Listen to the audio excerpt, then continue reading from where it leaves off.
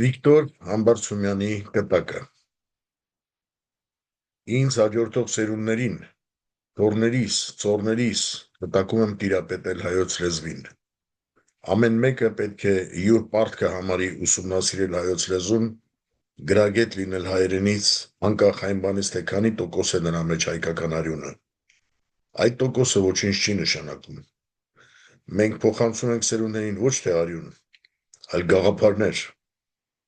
Եվ գաղափարների մեջ ինձ համար ամենաթանկը հայոց լեզուն է։ Այդ կապակցությամբ յուրաքանչյուր սերունդ պարտավոր է սովորեցնել հաջորդին հայոց լեզու։ Գիտեք, որ իմ կյանքի ամենամեծ երջանկությունը եղել է ու կմնա, քանի ապրում եմ, հայոց լեզվին տիրապետելը։ Ցանկանում եմ երջանկություն բոլորիդ։ Վիկտոր Համազասպի Համբարձումյան, ծնված 1908 թվականին, Տփրիսում, վախճանված 1996 թվականին Երևանում,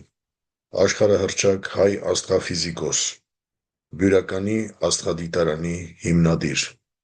Հայաստանի գիտության սկաճառի նախագահ 1947-1993 թվականներին։